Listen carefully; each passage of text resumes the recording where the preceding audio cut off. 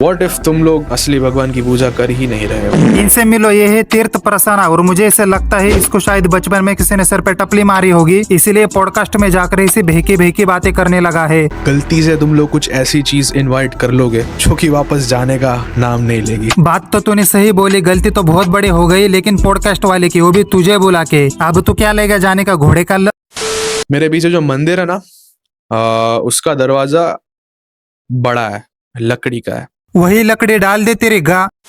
अगर आगे कुछ बोल दिया ना तो फिर विवाद हो जाएगा। और सुन, गांजा थोड़ा कम फूका कर, क्योंकि दरवाजा तेरे पीछे नहीं घर के पीछे है, ऐसा बोल। मंदिर का दरवाजा मेरे आंखों के सामने वायलेंटली आगे पीछे होने लगा। सबसे पहले इस पॉडकास्ट वाले को 2 चाटे मारो। किसको बुलाया है बे? इससे अच्छा मुझे बुलाते। अबे साले, ऐसी कहानियां सुनना हमने बचपन में डायपर के साथ ही छोड़ दिया था। मुझे सीलिंग पे इंसान विद हॉर्न्स का एक शैडो दिखा। तू एक काम कर, रात को सीलिंग पर नींबू मिर्ची रखा कर। नहीं, तेरे को जरूरत नहीं है उसकी, क्योंकि उस साये को खतरा है तेरे से।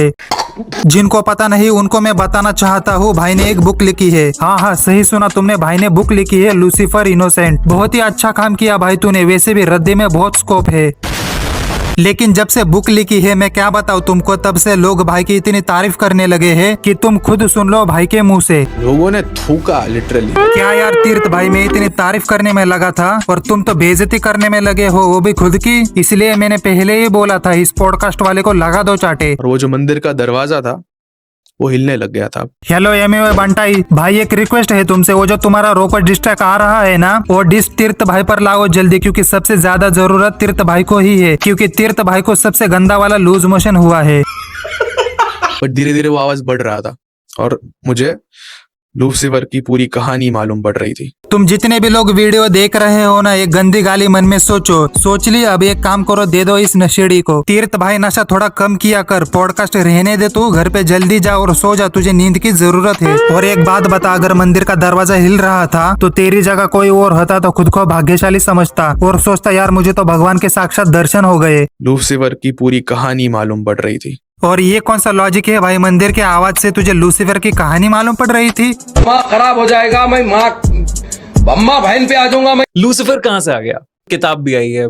इसके बुआ का लड़का है वो। इंडिया में पागल हो गए हैं लोग इस किताब के ऊपर। पागल नहीं हो गए तो क्या होगा, काम ही ऐसा किया है भाई ने।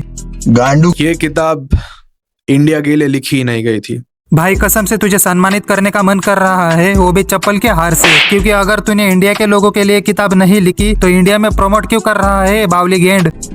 निकल। ये बुक वेस्ट के लिए लिखी गई थी। अच्छा, कुर्ला वेस्ट। मैंने आज तक एक किताब नहीं पढ़ी अपनी पूरी जिंदगी में। इसीलिए मैं कब से सोच रहा हूँ कि तू इतनी पागल जैसी बातें क्यों कर रहा है, लेकिन अब मालूम पड़ा कि तूने तो खुद की ही किताब पढ़ ली। वैसे बेसिकली तीर्थ भाई पहले फनी वीडियोस बनाता था यूट्यूब चैनल पर, लेकिन अब पॉडकास्ट में भी कॉमेडी ही कर रहा है, क्योंकि लॉजिक तो किसी बात में दिख नहीं रहा। इसलिए हमें इस पॉडकास्ट को कॉमेडी ही बोलना होगा। तेरे से अच्छी कॉमेडी तो कपिल शर्मा के अर्चना करती है, अगर उसको तेरी बातें सुनाएंगे तो वो भी हंसने से मना कर देगी। मेरे गिरने का आवाज मेरी मम्मी ने सुना एंड शी रैन अपस्टेयर्स। ऊपर भाग के आई।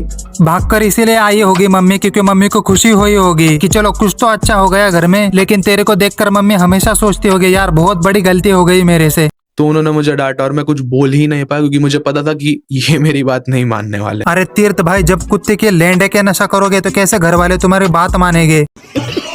But that was the entry of Lucifer in my life. अच्छा, तो उस दिन से भाई के जीवन में लूसीफर ने एंट्री करी, मतलब अब पूरा कनेक्शन लूसीफर के साथ है। साफ साफ शब्दों में बोले तो भाई का उठना बैठना है उसके साथ। वह तीर्थ की आंखों के नीचे काफी काले गड्ढे हैं। साले तू उसकी आंखों के काले गड्ढे ही चेक कर, खुद के भी आंखें देख, तेरे भी आंखों के नीचे काले गड्ढे हैं। दोनों को साथ में देखकर लगता है पक्का सौतेले भाई होगे। और तेरे को किसने बोला बे पॉडकास्ट करने के लिए? तुम लोगों से अच्छा नॉलेज तो चौथी के बच्चों में होता है, कम से कम वो लोग अच्छी बातें तो करते हैं। और आजकल तो चौथी के बच्चों के भी ब्रेकअप होने लगे हैं। सोते होते नहीं हो क्या चक्कर क्या है? तो सो भी लिया करो ऐसा। साला ये तो मुंह पे बेइज्जती कर रहा है, साफ साफ इसको गंजेड़ी बोल रहा है, फिर भी इसको समझ नहीं आ रहा। अब तो पक्का यकीन हुआ साला गंजेड़ी ही है। इससे अच्छा पॉडकास्ट तो रणवीर अलावादिया का होता है, कम से कम वो हिलाता तो अच्छा है। सालों में सर की बात कर रहा हूँ। पहले रणवीर अलावादिया का पॉडकास्ट देखकर लगता था क्या है ये, लेकिन जब से इसको देखा है तब से रणवीर अलावादिया के लिए मेरे दिल में इज्जत बढ़ गई।